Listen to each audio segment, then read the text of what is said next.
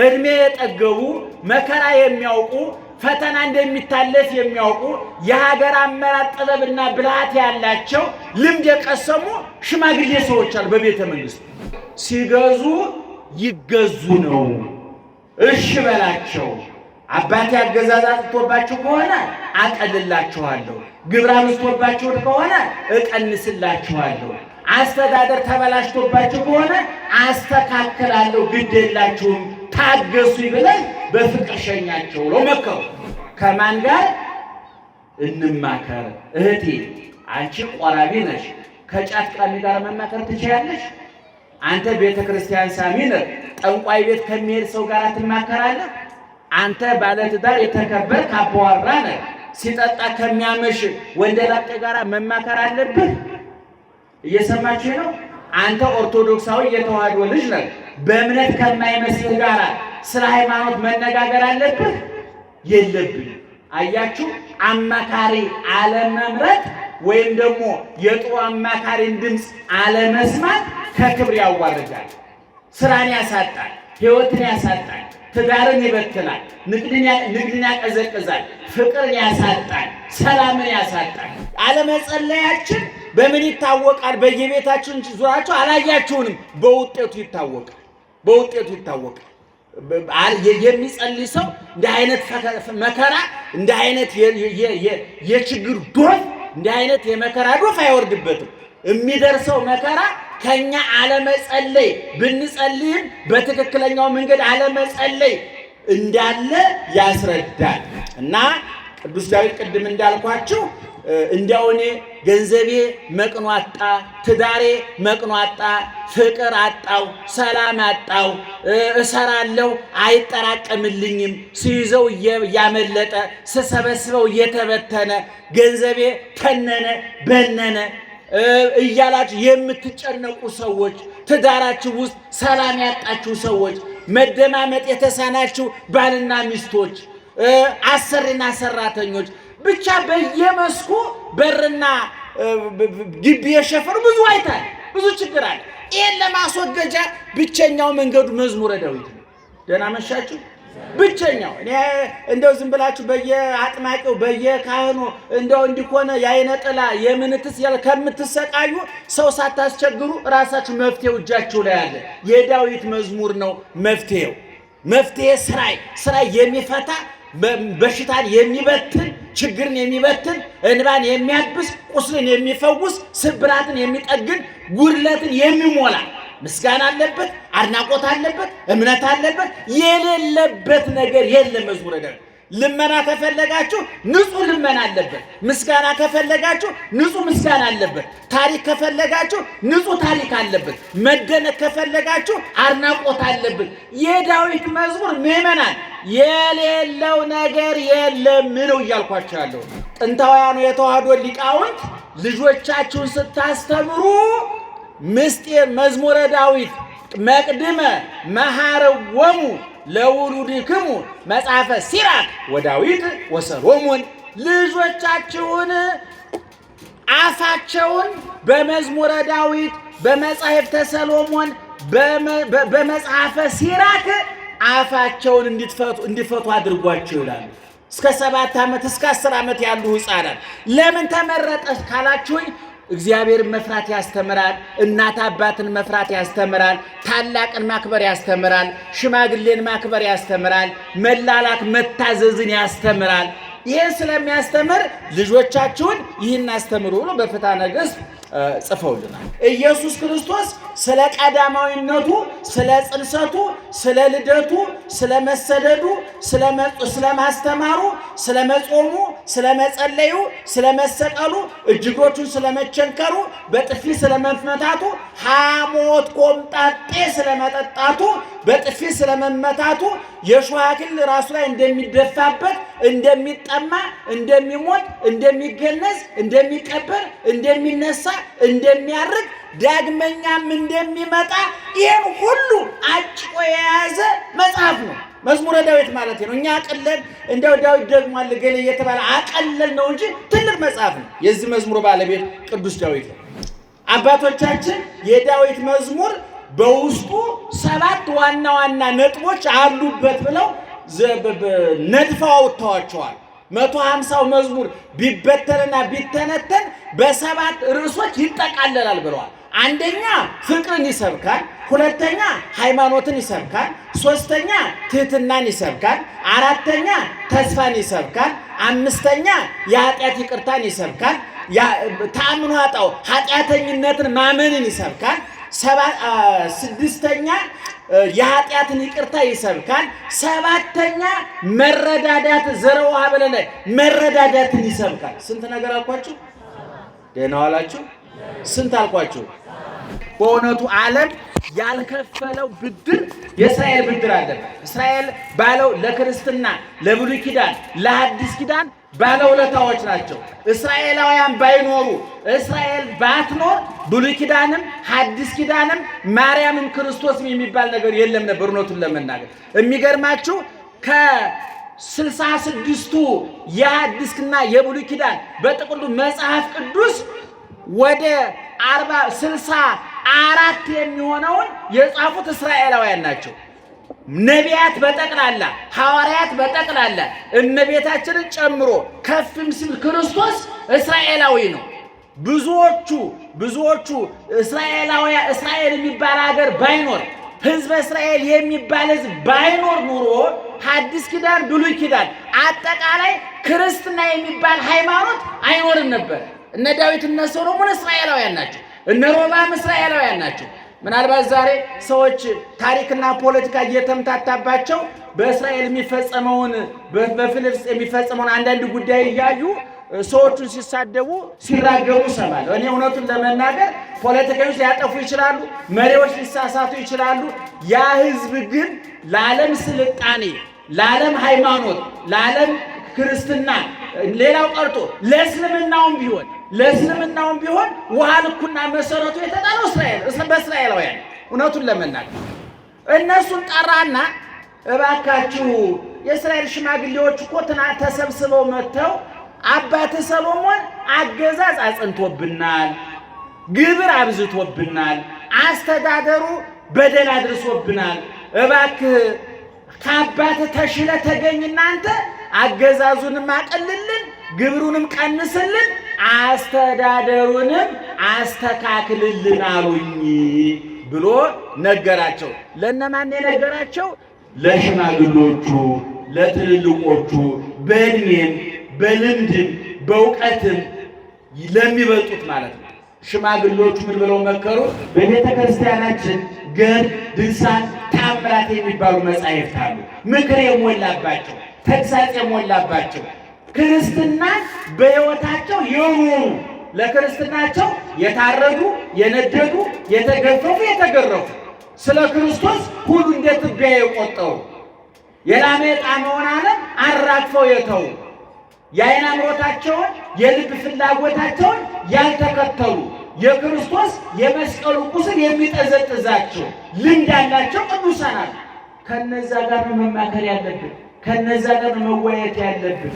ሕይወታችሁ እንዲስተካከል፣ ኑሯችሁ እንዲቃና፣ ትዳራችሁ በሰላም እንዲሞላ፣ የእንቅስቃሴያችሁ ሁሉ ከህሊና ወቀሳ ከአይምሮ ከሰሳ ነፃ የሆነ እግዚአብሔር የሚከብርበት የሚደሰትበት፣ ህሊና የሚያርፍበት፣ ጎረቤት ጓደኛ መንፈሳዊ ቅናት የሚቀናበት የተስተካከለ ሕይወት እንዲኖራችሁ ነው ምክር እየመከርናችሁ ያለ ነው። እና እንግዲህ እናቶች አባቶቻችን ማን ጋር ነው እየተማከራችሁ ያላችሁ? ጓደኞቻችሁ እነማን ናቸው? ይሄንን ቆም ብላችሁ ማሰብ አለባችሁ። በትዳር ውስጥ ያላችሁ ሰዎች እስኪ እንዴ በጣም ያሳዝናል እኮ እናት አባቱ ጋር እየተማከረ ሚስቱን የሚጎዳ ሰው አለ እኮ። እንደው በግድ ጠላት ጋር መማከር ብቻ እኮ አይደለም። አንድ ምክር ከማን ጋር ስንማከረው ውጤታማ የሆነው? ስለ ትዳርህ ከእናት ጋር ለምን ትማከራለህ? ከአባት ጋር ከወንድም ከእህት ጋር ከጓደኛ ጋር ለምን ትማከራለህ? አንተ የቅርብ ገመናን የምታውቀው ውስጥህን የምታውቀው ብትታመም ሐኪም ቤት፣ ብትታሰር ፖሊስ ጣቢያ፣ ብትሰደድ ስንቅህን ይዛ የምትከተል ሚስት ናት። ከማን ጋር? ለዚህ እኮ ነው መጽሐፉ ሰው እናትና አባቱን ይተዋል፣ ማንን ይከተላል ነው የሚለው? ሚስቱን ይከተላል ነው የሚለው። እናትና አባት ድርሻ አላቸው። እናትና አባትህን አክብር ተብሏል። ልክ ነው። እናትህን እርዳ ጡር ተብሏል። የአባት እርግማን መሰረትን ያፈርሳል ይላል። ዘመን እንዲረዝም እናት አባትን አክብር ተብሏል። መከበር አለባቸው። ነገር ግን ማማከር በሌለባቸው ቦታ እናማከራለን ሲሉ ግን ረፉ ማለት ነው። አማካሪ ባለመምቀጥራል ከማን ጋር እንማከር ማን ይምከረን የሚለውን አጥንተን ስለማናውቀው ትዳራችን አደጋ ላይ ይወጣል። ገንዘብ ሳናጣ፣ ጤና ሳናጣ፣ ልጅ ሳናጣ፣ ቤት ሞልቶ ተትረፍርፎ በአማካሪ ምክንያት የተበተነ ትዳር፣ የተበላሸ ጓደኝነት፣ የተጣመመ ጉርብትና አይተን እናውቃለን። እኔ እውነቴን ነው የምልህ። እኔ አሁን እንደ ሳይንሱ መለኪያ እኮ እየኖረ እኮ አይደለም እነሱ እናንተ እየበላችሁ አይደለም እኮ እንደ ሳይንሱ መለኪያ። እንደው እግዚአብሔር በቸርነቱ እያኖረን ነው እንጂ ይሄን ለማግኘት ከዚህ ብላ። አሁን ደግሞ ይገርማችኋል፣ ምግብ የለም መረጃው በዚህ አውዳ የገባ ነው። አሁን ድሮኛ ከስጋ ምን ጥቅም እንደሚገኝ ከወተት ምን ጥቅም እንደሚገኝ የለም አናውቅም ነበር። ስጋ ነው ሞልቶ ነው። ዛሬ ስለ ስጋ የሰበሰብነው መረጃ 10 በሬ ይገዛል። ይገርማል። ግን ስጋው የለም፣ ወተቱ የለም። አሁን ገበሬ ጠንካራ ነው። ወተቱ ካልሽየም እንዳለ ከተማ ያውቃል፣ ወተት የለውም። ገበሬ ካልሽየም እንዳለ ያውቃል፣ ወተት ሞልቶታል። ይገርማል። መረጃ እንደዚህ እቃው የለም፣ አገር ቤት መረጃው የለም፣ ወተቱ አለ። እና ይሄን ሰሞን መሬቱ አረንጓዴ በቤተ ክርስቲያን ምዕመናን እግዚአብሔር የዘመን አምላክ ነው ብያቸዋለሁ። እኔ የኢትዮጵያን ቤተ ክርስቲያን እንደው የሚያጠና ቁጭ ብሎ የሚያጠና ቢገኝ እንዴት አይነት ውብ ቤተ ክርስቲያን እንደሆነ በየዘመኑ አሁን ይሄን ሰሞን ለዚህ ሰሞን የተመደቡ መዝሙሮች አሉ። አሁን ይሄን ሰሞን ደመናው የሚገፍበት አሰርገወ ሰማይ በከዋክብት ወለ ምድሪ በስነ ጽጌያት ሰማዩን በከዋክብት በፀሐይ በጨረቃ አስዋብከው አለ። በክረምት ፀሐይ ጨረቃ ከዋክብት አሉ ወይ? አዎ አሉ። ነገር ግን ጉም ይሸፍናቸዋል፣ ደመና ይሸፍናቸዋል። አሁን በመስከረም ግን ደመናው እየጠራ ጉሙ እየገፈፈ ከዋክብቱ ጨረቃው ቁልጭ ብሎ የሚታይበት ወቅት ነው። ምድሩ ደግሞ ይሄ የደፈረሰው ውሃ የሚጠራበት እንደው ምን ይባላል በገጠር በጥቅምት እንኳን ከብቱ ውሃው ይሰራል ይባላል። እንደውን እግዚአብሔር የዓመት ፈቃድ ለወጣ ነው የሚተካው ያገኛል? አያገኝም። ሰይጣን የዓመት ፈቃድ ቢወጣ የሚተካው ያገኛል? አያገኝም። ሞልተናል እንዴ አለን። እኔ ጃውጣ በራሱ እኔ ሰው እንዴ ሰይጣን የሚያስቡ ጉዶች አሉ አይደል? አረ ሰይጣን በስንት ጣይ ወይ የሚባለው አረመኔዎች በእውነቱ እንደው ሲፈጠሩኛ ተጠይቀን ቢሆን እኮ አይፈጠሩም ነበር እኮ። እርግማኖች ሰዎች አሉ፣ ቆሻሾች፣ ሰይጣን የሚያስንቁ ክፉ ሰዎች አሉ። እግዚአብሔር ግን የዓመት ፈቃድ አይወጣም። ለምን መሰላችሁ? አንደኛ አይደክሙም፣ ሁለተኛ ማንን ተክቶ ይውጣል? ማን ይታገሳል እንደሱ? አሁን እሱ እንደው ለ5 ደቂቃ ስልጣን ቢሰጣችሁ እናንተ እኛም በድንጋይ ወግራችሁ አትገሉንም? እነዚህ ናቸው እንደሚሰብኩን ብላ በእግዚአብሔር አይነት ብታዩን እኮ በድንጋይ ወግራ ትጨርሱን ነበረ። ግን እግዚአብሔር ሞኛር ለእናንተ ስልጣን ሰጥቶኛል አያስወግድም። ይገርማችሁ እኛ ራሱን ያው ለ5 ደቂቃ የእግዚአብሔር ስልጣን ቢሰጠኝ እያንዳንዱ በሳት ጋይተህ ነበር፣ ተቃጥለን የላችሁም ነበረ። ነገር ግን ሁላችንም ስልጣኑ ያለው ማን እጅ ነው? ማን እጅ ነው? እግዚአብሔር እጅ ነው። የዋህ ቀና፣ ደግ፣ ታዛዥ ምናልባት ለጽድቅም ሆነ ለኃጢአት ለርኩሰትም ሆነ ለቅድስና ለትልቅ ክብርም ሆነ ለመጨረሻው ውርደት የበቃ እግዚአብሔር እንደ ልብ ያለ ሰው አገኘው ብሎ ያመሰገነው በቅንነቱ በየዋህነቱ እግዚአብሔር ያመሰገነው ወረከብኩ ብእሴመ ይእመነ ዘከመ ልብየ እንደ ልብ ያለ ሰው ምርጥ ሰው አገኘው ብሎ እግዚአብሔር የመሰከረለት ከታች 2-3 በጎችን በብትር ይጠብቅ የነበረ ሜዳ ለሜዳ ከበጎች ጋር ሳር ሲያግጥ ውሃ ሲያጠጣ በጎቹን ከተኩላ ከቀበሮ ሲጠብቅ ይውል የነበረ በከፍተኛው ደረጃ ደግሞ በበጎቹ ፋንታ ሕዝበ እስራኤልን በበትሩ ፋንታ በትረ መንግስት በሜዳው ፋንታ ቤተ መንግስት ገብቶ ትልቁን የስልጣን ደረጃም የመጨረሻውን የድህነት ጥግም ያየ ከላይ እስከታች ለክብርም ሆነ ለውርደት ለከፍታም ሆነ ለዝቅታ ባይድ ያልነበረ ወርቆ ስለመነሳት ረክሶ ስለመቀደስ ጠፍቶ ስለመገኘት ከብሮ ስለመዋረድ ሙሉ አፉን ሞልቶ መናገር የሚችል በምድር ላይ 70 ዓመት የኖረ ከ70 ዓመት 40 ዓመቱን በንጉስነት ያሳለፈ በቤተ ክርስቲያናችን ደግሞ የዘመራቸው መዝሙራት የማይገቡበት እንደ ጨው በአገልግሎታችን ሁሉ ጠብ እያደረግን የምንጠቀምበት ትልቅ ንጉስ ነው ዳዊት ማለት ነው። ዳዊት በጥቅሉ 150 መዝሙር ዘምሯል። እንግዲህ ኋላ መጽሐፍ ቅዱስን አጠናን ያሉ ሰዎች ተመራመርን ያሉ ሰዎች አንዳንዶቹ መዝሙሮች በዳዊት ስም ይጠሩ እንጂ የሌሎቹም ሰዎች ድርሰት አለበት የሚል አስተያየት የሰጡ አሉ። ዙሮ ግን 150 ዳዊቱን ከዳዊት አንደበት ሊወጣ የሚችል ወጥ የሆነ በስነ ጽሑፍ መመዘኛው በኪነ እንደው የስነ ጽሑፍ ሰዎች እንኳን ቢለኩት የስነ ጽሑፍ መመዘኛ የሚያሟላ የእግዚአብሔር ቃል ነው። በቤተ ክርስቲያን አገልግሎት ውስጥ የዳዊት መዝሙር የማይገባበት ቦታ የለም። ምእመናን ሁሉም ቦታ በቅዳሴያችን ውስጥ አለ፣ በሰዓታታችን ውስጥ አለ፣ በማህሌታችን ውስጥ አለ። ክርስትና ስንነሳ፣ ስናገባ፣ ስንሞሸር፣ ስንሞት፣ ስንቀበር፣ አግብተን ስንሞሸርም ሙተን ስንቀበርም የምንታጀበው በዳዊት መዝሙር ነው። በ40 በ80 ቀናችን ክርስትና ስንነሳም የምንታጀበው በዳዊት መዝሙር ነው።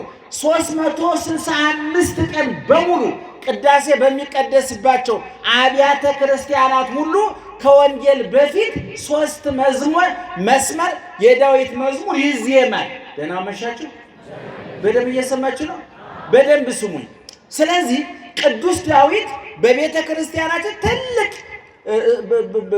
መዝሙረ ዳዊት ትልቅ መጽሐፍ ነው። ዳዊትም ትልቅ ሰው ነው። ማን አክብሮታል ብያችኋለሁ? እግዚአብሔር አክብሮታል። የሚገርመው ነገር በ150 የዳዊት መዝሙር ያልተነገረ የሐዲስ ኪዳን ትንቢት የለም። እንዲያውም የሐዲስ ኪዳን እርሾ፣ የሐዲስ ኪዳን ጽንስ፣ የሐዲስ ኪዳን መነሻ መዝሙረ ዳዊት ነው ይላሉ አባቶቻችን። ኢየሱስ ክርስቶስ ስለ ቀዳማዊነቱ፣ ስለ ጽንሰቱ፣ ስለ ልደቱ፣ ስለ መሰደዱ፣ ስለ ማስተማሩ፣ ስለ መጾሙ፣ ስለ መጸለዩ፣ ስለ መሰቀሉ፣ እጅግሮቹን ስለ መቸንከሩ፣ በጥፊ ስለ መመታቱ፣ ሐሞት ቆምጣጤ ስለ መጠጣቱ፣ በጥፊ ስለ መመታቱ፣ የሾህ አክሊል ራሱ ላይ እንደሚደፋበት፣ እንደሚጠማ፣ እንደሚሞት፣ እንደሚገነዝ፣ እንደሚቀበር፣ እንደሚነሳ፣ እንደሚያርግ ዳግመኛም እንደሚመጣ ይህን ሁሉ አጭቆ የያዘ መጽሐፍ ነው መዝሙረ ዳዊት ማለት ነው። እኛ አቀለል እንደው ዳዊት ደግሞ አለ ገሌ እየተባለ አቀለል ነው እንጂ ትልቅ መጽሐፍ ነው። የዚህ መዝሙር ባለቤት ቅዱስ ዳዊት ነው። አባቶቻችን የዳዊት መዝሙር በውስጡ 7 ዋና ዋና ነጥቦች አሉበት ብለው ነድፈው አውጥተዋቸዋል።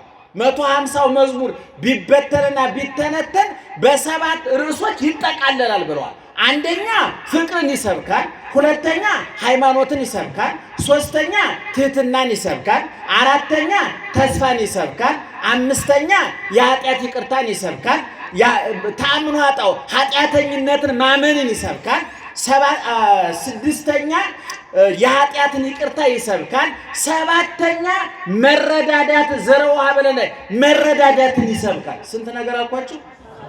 ደህና ዋላችሁ? ስንት አልኳችሁ? 7 ነገር አለብን። ዋና ዋናዎቹ እያልኳችሁ ልብ አድርጉ ምእመናን። ዋና ዋናዎቹ ነጥቦች እኔ እንዲያውም ምእመናን በጣም ከይቅርታ ጋር ምናልባት ምን አይነት ጸሎት እንደምትጸልዩ ዝርዝሩ መረጃው የለንም፣ ግን እንዲያው በቀን አንዳንድ መዝሙር ምናልባት 10፣ 20፣ 30 ድገሙ አንላችሁም። እንኳን እናንተ እኛም ካህናቱ ትጥቅ ፈተና እውነቱን ለመናገር በደንብ እየጸለይን አይደለም። አለመጸለያችን በምን ይታወቃል? በየቤታችን ዙራችሁ አላያችሁንም? በውጤቱ ይታወቃል። የሚጸልይ ሰው እንደ አይነት መከራ፣ እንደ አይነት የችግር ዶፍ፣ እንደ አይነት የመከራ ዶፍ አይወርድበትም። የሚደርሰው መከራ ከኛ አለመጸለይ ብንጸልይም በትክክለኛው መንገድ አለመጸለይ እንዳለ ያስረዳል። እና ቅዱስ ዳዊት ቅድም እንዳልኳችሁ እንዲያው እኔ ገንዘቤ መቅኖ አጣ፣ ትዳሬ መቅኖ አጣ፣ ፍቅር አጣው፣ ሰላም አጣው፣ እሰራለሁ አይጠራቀምልኝም፣ ሲይዘው እያመለጠ ስሰበስበው እየተበተነ ገንዘቤ ተነነ በነነ እያላችሁ የምትጨነቁ ሰዎች፣ ትዳራችሁ ውስጥ ሰላም ያጣችሁ ሰዎች፣ መደማመጥ የተሳናችሁ ባልና ሚስቶች፣ አሰሪና ሰራተኞች፣ ብቻ በየመስኩ በርና ግቢ የሸፈኑ ብዙ አይታል፣ ብዙ ችግር አለ። ይህን ለማስወገጃ ብቸኛው መንገዱ መዝሙረ ዳዊት ነው። ደህና መሻችሁ። ብቸኛው እኔ እንደው ዝም ብላችሁ በየአጥማቂው በየካህኑ እንደው እንዲኮነ የአይነ ጥላ የምንትስ ያለ ከምትሰቃዩ ሰው ሳታስቸግሩ ራሳችሁ መፍትሄው እጃችሁ ላይ አለ። የዳዊት መዝሙር ነው መፍትሄው።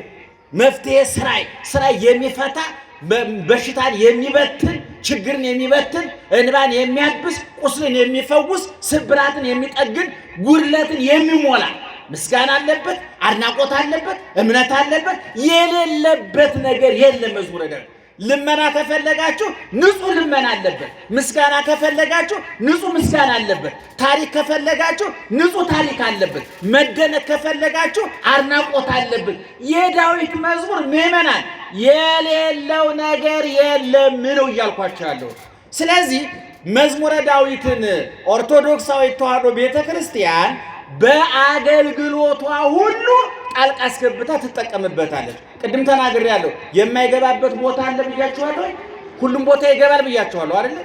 ክርስትና ስንነሳ መዝሙር 50 ወመንፈሰከ ቅዱሰ ይታውጽም ላዕሌ መንፈስ ቅዱስን ላክልኝ የሚል እዛ ላይ አለ። ስንሞትም ግቢ ነፍሴ ውስተ ዕረፍትኪ ነፍሴ ወደ ዕረፍትሽ ግቢ የሚል እንደው ስንቱን ጠቅሼ ስንቱን ተውት። እንደው ራሱን ችሎ 3-4 በጉባኤ የሚሰጥ ትምህርት ነው እና ዙሮ አሁን ለዚህ ማምሻ እንደው ቀንበብና ወሰን መጠን አድርገን የምንነጋገርበት ከዚህ ከዳዊት መዝሙር ውስጥ አንደኛው ቅድም የጠቀስኩት ምክር ሰናይ ለኩሉ ዘይገብራ ምክር ለሚያደርጋት ለሚፈጽማት እስራኤል ላይ ለሚያውላት መልካም ናት፣ ጠቃሚ ናት ይላል። የሚገርማችሁ ፍትሐ ነገሥት በተባለው የቤተ ክርስቲያናችን የሥርዓት መጽሐፍ ላይ ጥንታውያኑ የተዋሕዶ ሊቃውንት ልጆቻችሁን ስታስተምሩ ምስጢር መዝሙረ ዳዊት መቅድመ መሐረወሙ ለውሉድክሙ መጽሐፈ ሲራክ ወዳዊት ወሰሎሞን ልጆቻችሁን አፋቸውን በመዝሙረ ዳዊት በመጽሐፍተ ሰሎሞን በመጽሐፈ ሲራክ አፋቸውን እንዲፈቱ አድርጓቸው ይላሉ። እስከ 7 ዓመት እስከ 10 ዓመት ያሉ ሕፃናት ለምን ተመረጠ ካላችሁኝ እግዚአብሔርን መፍራት ያስተምራል። እናት አባትን መፍራት ያስተምራል። ታላቅን ማክበር ያስተምራል። ሽማግሌን ማክበር ያስተምራል። መላላክ መታዘዝን ያስተምራል። ይህን ስለሚያስተምር ልጆቻችሁን ይህን አስተምሩ ብሎ በፍትሐ ነገሥት ጽፈውልናል። እና እንግዲህ ቅድም ወደ ጥቅሱ ስንመጣ ቅዱስ ዳዊት ምክር በጎ ነገር ናት ይላል። እንግዲህ ምእመናን እንደው በዚህ ትምህርት እንድንረዳ የፈለኩት 2 ነገር ነው። አንደኛ ከማን ጋር ነው የምንማከረው? አማካሪዎቻችን እነማን ናቸው? እውነት እኛን ለመምከር የሚመጥኑ ሰዎች እየመከሩን ነው ወይ? ለመምከር ደረጃ የደረሱ ሰዎችስ እየመከሩን ነው ወይ? ሁለተኛ ከነማንስ ጋር ነው እየተማከርን ያለ ነው የሚለውን ማየት ያስፈልጋል። እኔን ታሪክ እንደምታውቁት የመጀመሪያው ንጉሥ ሥርወ መንግስት የሚባለው ዳዊት ነው። ከዳዊት ቀጥሎ የነገሰው ሰሎሞን ነው። ከሰሎሞን ቀጥሎ ሮብዓም የሚባል ንጉሥ ነግሶ ነበረ። ስንተኛ ንጉሥ ማለት ነው? ኧረ እንዴት ዋላችሁ? ስንተኛ? አንደኛ፣ ሁለተኛ ሰሎሞን፣ ሶስተኛ ሮብዓም ለዳዊት ለሮብዓም ምኑ ነው ማለት ነው? አያቱ ማለት ነው። ሰሎሞን ለዳዊት ምኑ ነው? አባቱ ማለት ነው። እነዚህ በተከታታይ የነገሱ ናቸው። የእስራኤል ነገስታት ናቸው። መቼም በክርስትናችን ውስጥ ስለ እስራኤል ሳንናገር ማለፍ አንችልም። እስራኤል በእውነቱ ዓለም ያልከፈለው ብድር የእስራኤል ብድር አለበት። እስራኤል ባለው ለክርስትና ለብሉይ ኪዳን ለሐዲስ ኪዳን ባለውለታዎች ናቸው። እስራኤላውያን ባይኖሩ እስራኤል ባትኖር ብሉይ ኪዳንም ሐዲስ ኪዳንም ማርያምም ክርስቶስም የሚባል ነገር የለም ነበር። እውነቱን ለመናገር የሚገርማችሁ ከ66ቱ የሐዲስና የብሉይ ኪዳን በጥቅሉ መጽሐፍ ቅዱስ ወደ 60 4 የሚሆነውን የጻፉት እስራኤላውያን ናቸው። ነቢያት በጠቅላላ ሐዋርያት በጠቅላላ እመቤታችንን ጨምሮ ከፍም ሲል ክርስቶስ እስራኤላዊ ነው። ብዙዎቹ እስራኤል የሚባል ሀገር ባይኖር ህዝበ እስራኤል የሚባል ህዝብ ባይኖር ኑሮ ሐዲስ ኪዳን ብሉይ ኪዳን አጠቃላይ ክርስትና የሚባል ሃይማኖት አይኖርም ነበር። እነ ዳዊት እነ ሰሎሞን እስራኤላውያን ናቸው። እነ ሮብዓም እስራኤላውያን ናቸው። ምናልባት ዛሬ ሰዎች ታሪክና ፖለቲካ እየተምታታባቸው በእስራኤል የሚፈጸመውን በፍልስጤም የሚፈጸመውን አንዳንድ ጉዳይ እያዩ ሰዎቹን ሲሳደቡ ሲራገሙ ሰማል። እኔ እውነቱን ለመናገር ፖለቲከኞች ሊያጠፉ ይችላሉ፣ መሪዎች ሊሳሳቱ ይችላሉ። ያ ህዝብ ግን ለዓለም ስልጣኔ፣ ለዓለም ሃይማኖት፣ ለዓለም ክርስትና ሌላው ቀርቶ ለእስልምናውም ቢሆን ውሃ ልኩና መሰረቱ የተጣለው በእስራኤላውያን እውነቱን ለመናገር እና ዳዊት ቅድም እንዳልኳቸው የመጀመሪያ የእስራኤል ንጉሥ ነው። ቀጥሎ ሰሎሞን ነው። ቀጥሎ ሮብዓም ነው። እና ሰሎሞን ከሞተ በኋላ ባጭሩ ሮብዓም ነገሰ። ስንተኛው ንጉሥ እያልኳችሁ ነው? 3ኛው ንጉሥ።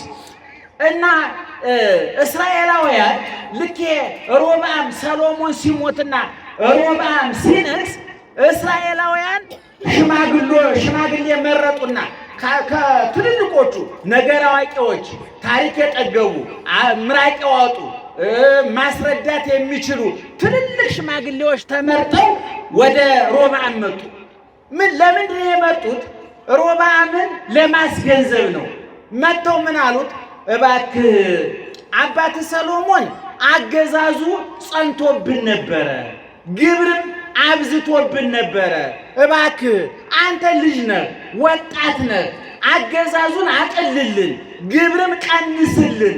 ያንን ካደረክልን ሰጥለጥ ብለን እንገዛልሃለን ብለው ነገሩ። ደህና መሻችሁ። እነማን ናቸው? ለማን ነው? ለንጉሱ፣ ለወጣቱ ማለት ነው።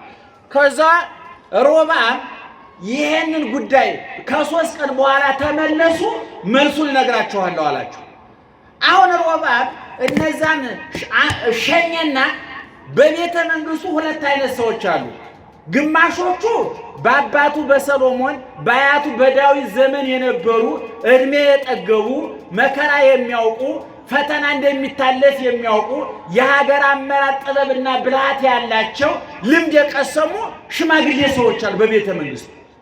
እነሱን ጠራና እባካችሁ የእስራኤል ሽማግሌዎች እኮ ትናንት ተሰብስበው መጥተው አባተ ሰሎሞን አገዛዝ አጽንቶብናል፣ ግብር አብዝቶብናል፣ አስተዳደሩ በደል አድርሶብናል። እባክህ ከአባተ ተሽለ ተገኝና አንተ አገዛዙንም አቀልልን፣ ግብሩንም ቀንስልን፣ አስተዳደሩንም አስተካክልልን አሉኝ ብሎ ነገራቸው። ለነማን የነገራቸው? ለሽማግሎቹ፣ ለትልልቆቹ፣ በእድሜም በልምድም በእውቀትም ለሚበልጡት ማለት ነው። ሽማግሎቹ ምን ብለው መከሩት? ሲገዙ ይገዙ ነው፣ እሺ በላቸው። አባቴ አገዛዝ አጥቶባችሁ ከሆነ አቀልላችኋለሁ፣ ግብር አብዝቶባችሁ ከሆነ እቀንስላችኋለሁ፣ አስተዳደር ተበላሽቶባችሁ ከሆነ አስተካክላለሁ፣ ግድ የላችሁም፣ ታገሱ ብለን በፍቅር ሸኛቸው ብለው መከሩ። እነዚህን ሽማግሎቹን ተማከረ፣ አስወጣና ከሱ ጋር አፈር ሲፈጩ፣ ውሃ ሲራጩ፣ ዝርዝር ሲቀጩ የዋሉ ያደጉትን ጎረምሶቹን፣ ወጣቶቹን በሱ ያስተሳሰብ ልክ ያሉትን ጎረምሶቹን ጠራና ይህን ጉዳይ አማከራቸው። ህዝቡ እኮ ሽማግሌ ልኮ አገዛዝ አቀልልን አለኝ፣ ግብር ቀንስልን አለኝ፣ አስተዳደርም አስተካክልልን አለኝ ብሎ አማከራቸው። ለነማን? ደህና ዋላችሁ። ለነማን? ቅድም ለነማን ነበር ያማከረው? ለሽማግሌዎቹ።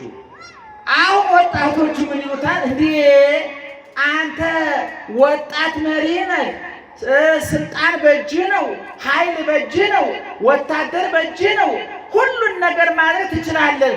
ሰጥ ለጥ ብላችሁ ተገዙ፣ ይህች ጣቴ አለ ይታያችኋል። ምንድን ናት? ትታያችኋለች? ምንድን ናት? ይህች ጣቴ አለ እያሳየ ለእነሱ ይህች ጣቴ ከአባቴ ወገብ ተወፍራለች። አባቴ በጅራፍ ገርፏችሁ ከሆነ እኔ በጊንጥ በብረት ጅራፍ እገርፋችኋለሁ። ውጡ ብሎ ውጡ በልና አባራቸው። ስንት ሰው አማከረ? አቤት እስኪ አባቴ የትኛው ምክር ነው ጥሩ? እርሶ አቤት የቱን ቢሰማ ያዋጣው ነበር? ጮክ ብላችሁ ንገሩኝ። አረ ጮክ በሉ። የእነማንን? የሽማግሌዎቹ። በኋላ እሱ ገና ጎረምሳ ነው፣ ሩጦ አልጠገበም። የጓደኞቹን ሰማ። በኋላ እነዛ የእስራኤል ሰዎች በሶስተኛው ቀን መጡ። በሶስት ቀን ቀጥረህን ነበር፣ የለመንን ልመና እንዴት አደረክልን ብለው ጠየቁ። ይሄ ጎረምሳው ወጣቱ ከጎረምሶቹ ጋር ተማክሮ ከወጣቶቹ ጋር ተማክሮ ወጣቶቹ ያሉትን ገና ሩጠው ያልጠገቡ ዘለው ያልጠገቡ አይምሯቸው ያልበሰለ በመከራ ያልተፈተኑ በልምድ ያልተፈተኑ ምንም አይነት ልምድ የሌላቸው ጎረምሶች የመከሩትን ምክር ለተከበሩት የእስራኤል ሽማግሌዎች መለሰላቸው። እናንተ ፌዘኞች ናችሁ፣ ቀልደኞች ናችሁ። አባቴ ደግሞ መች ገዛችሁና ምን አይታችሁ ከሱ በበለጠ ሁኔታ ረግጬ ገዛችኋል። ይህች ጣቴ ከአባቴ ወገን ተወፍራለች። ወጣት ነው ልጅ ነው ብላችሁ ከሆነ እንዳትሞኙ። አባቴ በጅራፍ ገርፏችሁ ከሆነ እኔ በጊንጥ በብረት አለንጋ እገርፋችኋለሁ። ሰጥ ለጥ አድርጌ አንቀጥቅጬ ገዛችኋል። ውጡ አለ። ሰማችሁ? እነዛ ሰዎች ሽማግሎቹ አንገታቸውን ደፍተው ወጡ። ወጥተው ግን ወዲያው አልብነ ክፍ ምስለ ወልደ እሴይ እቱ ቤተከ እስራኤል፣ እስራኤላዊ ሁሉ ከዛሬ ጀምሮ ከዳዊት ዘር ከሰሎሞን ዘር ከሮብዓም ጋር ምንም አይነት ግንኙነት የለንም። እያንዳንዱ እስራኤል ወደ ቤት ግባ ብለው ሕዝቡን ከሮብዓም ገንጥለው ወሰዱ።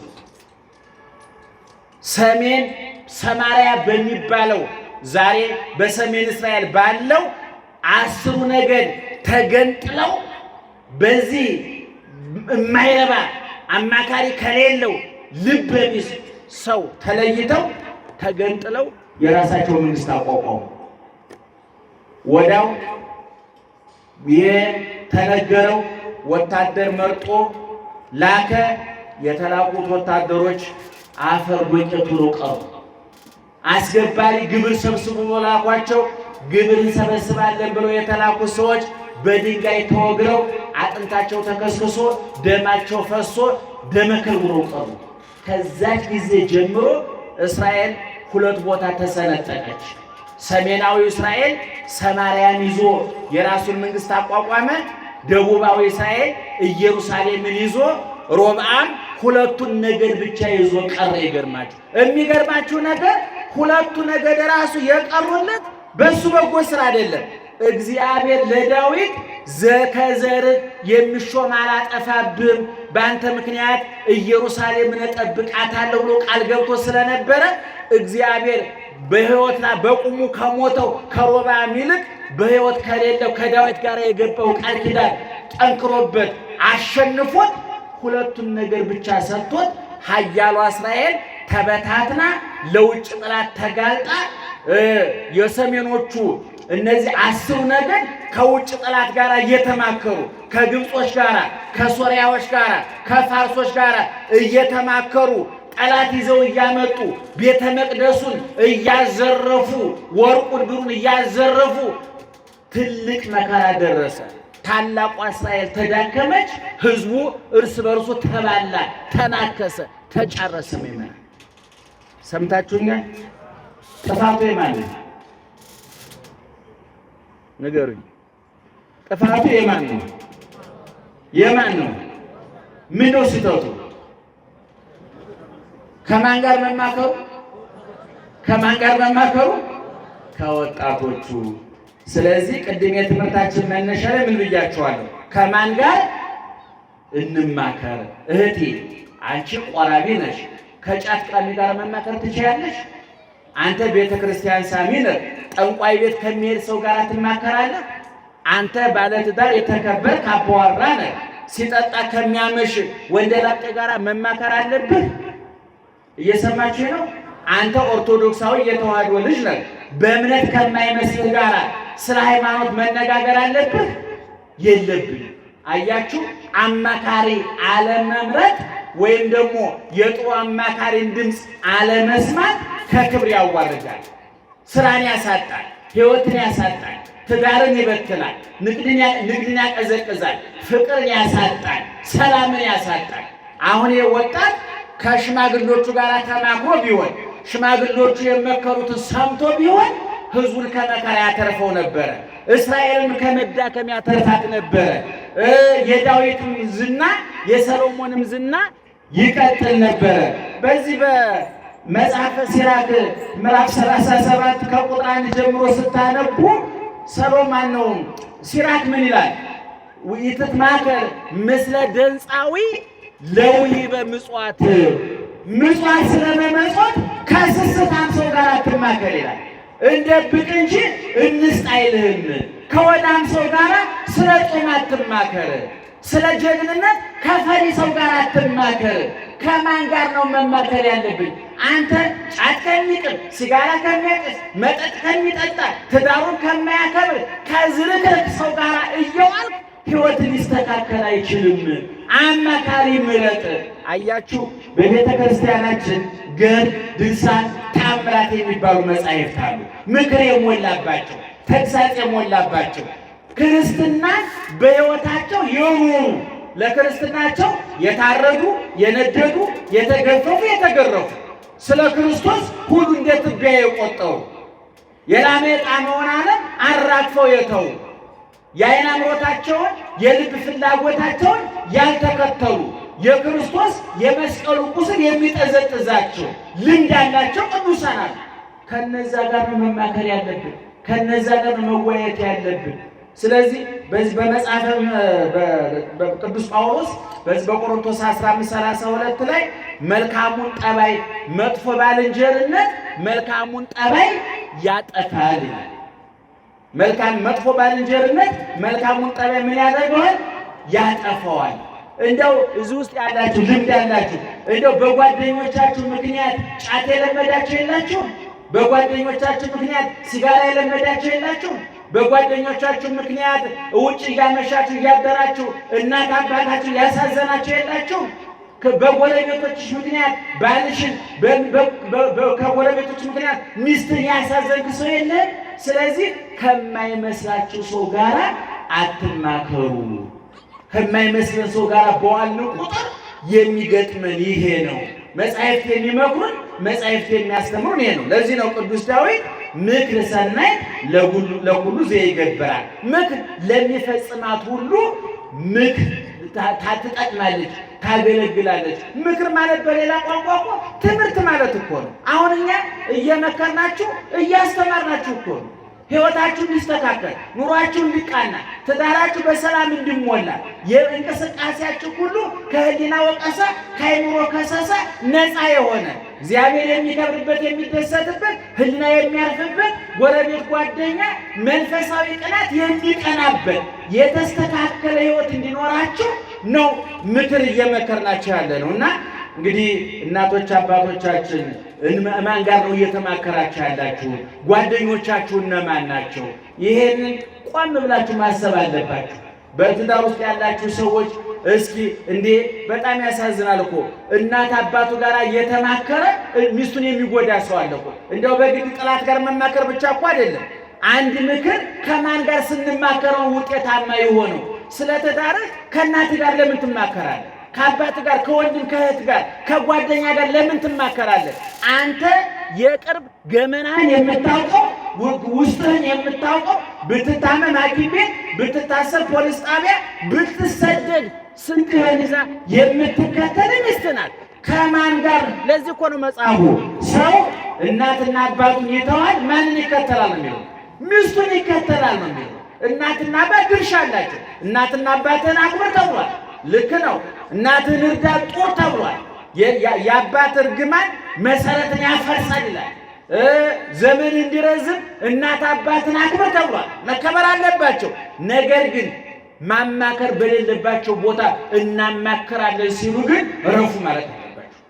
እማዬ አንቺና ባለቤቴ ከኔ በላይ አታውቃትም፣ አባዬ ከኔ በላይ አታውቃትም። ምክንያቱም እኛ የትዳር ብዙ የምናስተምረው ስላለ አንዱ ችግር ስለሆነ አማካሪ ባለመምጣት ከማን ጋር እንማከር ማን ይምከረን የሚለውን አጥንተን ስለማናውቀው ትዳራችን አደጋ ላይ ይወጣል። ገንዘብ ሳናጣ፣ ጤና ሳናጣ፣ ልጅ ሳናጣ፣ ቤት ሞልቶ ተትረፍርፎ በአማካሪ ምክንያት የተበተነ ትዳር፣ የተበላሸ ጓደኝነት፣ የተጣመመ ጉርብትና አይተን እናውቃለን። ስለዚህ ከወጣቱ ከሮባም መማር ያለባችሁ ልምድ ካላቸው ተማከሩ። በእድሜ የሚበልጧችሁ በእምነት ከእናንተ የተሻሉ እኛውም በቤተ ክርስቲያናችን እኛ ገና ዳዴ የምንል መምህራን ከኛ የተሻሉ ጸሎት የሚጸልዩ ዳዊት የሚደግሙ እግዚአብሔርን ቀምሶ ያዩ ብዙ አባቶች አሉ። ከእነሱ እንማከራለን። ለእናንተ ስለማንናገር ጸልዩልን እንላቸዋለን።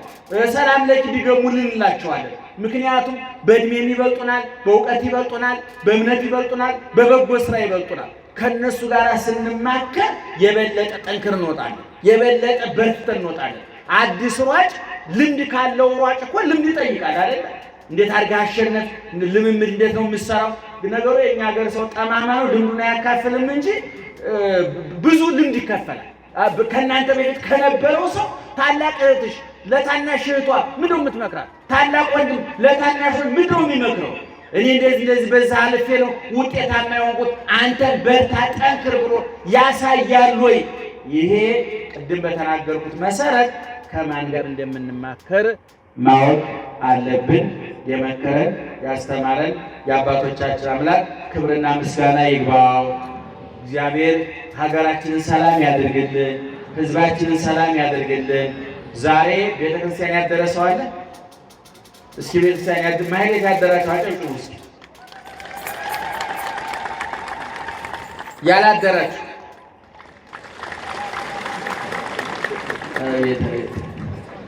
ደግሞ በልብ ሙሉ የምታጨበጭቡት እንደገርማችኋል። ጀግኖች እንደው ይሄ ነው። እኔ በእውነት በዚህ ዘመን እነውን አፍን ሞቶ የሚያስፈራ አንዳንድ ሰዎች ተፋተን ብሎ በትልቅ ቀርበው ያወራሉ። ይገርማችኋል። አፍን እንደው አንገት ደፍቶ የሚያስለው ጉዳይ ያሱ አሁን ካደሩት ይልቅ እናንተ ናችሁ ሞት አድርጋችሁ ያጨበጭባችሁ። ጀግና ደግ አድርጋችኋል። ደህና መሻችሁ፣ ደህና መሻችሁ። የሚገርማችሁ የጊዜ ባለቤት ማን ነው? እንዲመሽ እንዲነጋ ክረምትና በጋውን የሚያፈራርቅ ማን ነው? እግዚአብሔር። በቤተ ክርስቲያናችን አሁን ይህን ሰሞን ዘመነ ጽጌ ይባላል። የአበባ ወቅት ነው።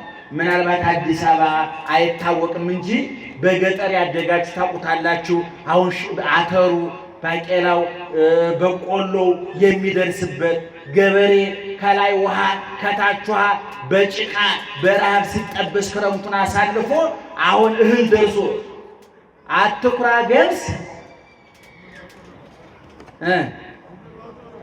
አይዟቸው ና ከአሜሪካ ከመምጣታቸው ኢትዮጵያ ነበራቸዋል ዱሮ አትኩራ ገብስ ጎመን ባወጣው ነፍስ።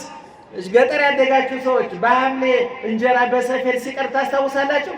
ጎመኑ ምን ይሆናል? ይቆላል። እንጀራስ እስር ነች፣ አትታይም። እንጀራ የለም። በእውነቱ የኢትዮጵያ ገበሬ እኮ ሰማዕት ነው። እውነቱ እኔ እውነቴን ነው የምልህ። እኔ አሁን እንደ ሳይንሱ መለኪያ እኮ እየኖረ እኮ አይደለም። እነሱ እናንተ እየበላችሁ አይደለም እኮ እንደ ሳይንሱ መለኪያ። እንደው እግዚአብሔር በቸርነቱ እያኖረን ነው እንጂ ይሄን ለማግኘት ከዚህ ብላ። አሁን ደግሞ ይገርማችኋል፣ ምግብ የለም፣ መረጃው በዚህ አውዳ የገባ ነው። አሁን ድሮኛ ከስጋ ምን ጥቅም እንደሚገኝ ከወተት ምን ጥቅም እንደሚገኝ የለም አናውቅም ነበር። ስጋ ነው ሞቶ ነበር። ዛሬ ስለ ስጋ የሰበሰብነው መረጃ 10 በሬ ይገዛል። ይገርማል። ግን ስጋው የለም፣ ወተቱ የለም። አሁን ገበሬ ጠንካራ ነው። ወተቱ ካልሽየም እንዳለ ከተማ ያውቃል፣ ወተት የለውም። ገበሬ ካልሽየም እንዳለ ያውቃል፣ ወተት ሞልቶታል። ይገርማል። መረጃ እንደዚህ እቃው የለም፣ አገር ቤት መረጃው የለም፣ ወተቱ አለ። እና ይህን ሰሞን መሬቱ አረንጓዴ በቤተ ክርስቲያን ምዕመናን እግዚአብሔር የዘመን አምላክ ነው ብያቸዋለሁ። እኔ የኢትዮጵያን ቤተ ክርስቲያን እንደው የሚያጠና ቁጭ ብሎ የሚያጠና ቢገኝ እንዴት አይነት ውብ ቤተ ክርስቲያን እንደሆነ በየዘመኑ አሁን ይህን ሰሞን ለዚህ ሰሞን የተመደቡ መዝሙሮች አሉ። አሁን ይህን ሰሞን ደመናው የሚገፍበት አሰርገወ ሰማይ በከዋክብት ወለምድሪ በስነ ጽጌያት ሰማዩን በከዋክብት በፀሐይ በጨረቃ አስዋብከው አለ። በክረምት ፀሐይ ጨረቃ ከዋክብት አሉ ወይ? አዎ አሉ። ነገር ግን ጉም ይሸፍናቸዋል፣ ደመና ይሸፍናቸዋል። አሁን በመስከረም ግን ደመናው እየጠራ ጉሙ እየገፈፈ ከዋክብቱ ጨረቃው ቁልጭ ብሎ የሚታይበት ወቅት ነው። ምድሩ ደግሞ ይሄ የደፈረሰው ውሃ የሚጠራበት እንደው ምን ይባላል በገጠር በጥቅምት እንኳን ከብቱ ውሃው ይሰባል ይባላል። ደህና ዋላችሁ። አይዞች የከተማ ውሃ ይሰባል። በቧንቧ ነው የሚመጣው፣ ለዛውም በዝገት ቧንቧ ነው የሚመጣው። እሱ ተውት። ይሄን ገጠር ያለ ውሃው ይሰባል። ኩልል ብሎ ሲታይ ውሃው ራሱ ሲጠጣ ህይወት ነው። ይገርማችኋል። እና አሁን ይህን ሰሞን የሚዘመረው መዝሙር በቤተ ክርስቲያን አበባውን ሰማዩን በከዋክብት ያስጌጥ፣ ምድሩን በአበባ ያስዋብ። እንዴት አይነት ድንቅ አምላክ ነው ያለህን 24 ሰዓት ስራ የማትፈታ በእውነቱ ምዕመናን አንድ ጥያቄ ልጠይቃችሁ። እግዚአብሔር የዓመት ፈቃድ ወስዶ ያውቃል? እስኪ ንገሩ። ወስዶ ያውቃል? አቤት። እግዚአብሔር የዓመት ፈቃድ ቢወስድ እኛ እንኖራለን? ሰይጣን ወስዶ ያውቃል? እንደውን እግዚአብሔር የዓመት ፈቃድ ለወጣ ነው የሚተካው ያገኛል? አያገኝም። ሰይጣን የዓመት ፈቃድ ቢወጣ የሚተካው ያገኛል? አያገኝም። ሞልተናል እንዴ አለን። እኔ ጃውጣ በራሱ እኔ ሰዎች እንዴ ሰይጣን የሚያስቡ ጉዶች አሉ አይደል? አረ ሰይጣን በስንት ጣይሞ የሚበለው አረመኔዎች በእውነቱ እንደው ሲፈጠሩኛ ተጠይቀን ቢሆን እኮ አይፈጠሩም ነበር እኮ። እርግማኖች ሰዎች አሉ፣ ቆሻሾች፣ ሰይጣን የሚያስንቁ ክፉ ሰዎች አሉ። እግዚአብሔር ግን የዓመት ፈቃድ አይወጣም። ለምን መሰላችሁ? አንደኛ አይደክሙም፣ ሁለተኛ ማንን ተክቶ ይውጣል? ማን ይታገሳል እንደሱ? አሁን እሱ እንደው ለ5 ደቂቃ ስልጣን ቢሰጣችሁ እናንተ እኛም በድንጋይ ወግራችሁ አትገሉንም? እነዚህ ናቸው እንደሚሰብኩን ብላ በእግዚአብሔር አይን ብታዩን እኮ በድንጋይ ወግራችሁ ጨርሱ ነበረ። ግን እግዚአብሔር ሞኛል። ለእናንተ ስልጣን ሰጡኛል፣ አያስወግድም። ይገርማችሁ። እኛ ራሱን ያው ለ5 ደቂቃ የእግዚአብሔር ስልጣን ቢሰጠኝ እያንዳንዱ በሳት ጋይተህ ነበር፣ ተቃጥለን የላችሁም ነበረ። ነገር ግን ሁላችንም ስልጣኑ ያለው ማን እጅ ነው? ማን እጅ ነው? እግዚአብሔር እጅ ነው። ከዕለታት አንድ ቀን ይላል አባቶቻችን ጴጥሮስ ጌታን በጣም ከመውደዱ ጌታዬ እንደው ለመሆኑ ትተኛለህ ብሎ ጠየቀ ይላሉ አባቶቻችን። እተኛለሁ አልተኛም አላለውም።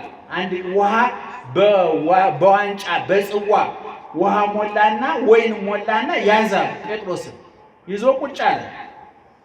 ተቀመጠ ተቀመጠ ተቀመጠ ተቀመጠ፣ ሰለቸው። ጴጥሮስ እንቅልፍ ይዞት ልማለና ሲተኛ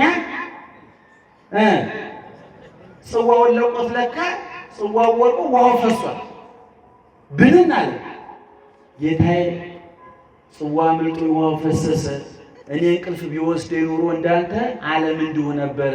አንተ እጃለሁ አንድ ጽዋ ነው፣ እኔ እጃለሁ ግን ዓለም ነው አለው ይላል አባቶቻችን። ስለዚህ ምዕመናን አሁን ይህን ሰሞን ማሕሌተ ጽጌውን ወደፊት እንተነትንላችኋለን። እያንዳንዷን ቅዱስ ያሬድ ኢትዮጵያዊ ስለሆነ በኢትዮጵያ ደህና ደሩ እንደገና እንደ አዲስ ጀመርኩ። ደህና ደሩ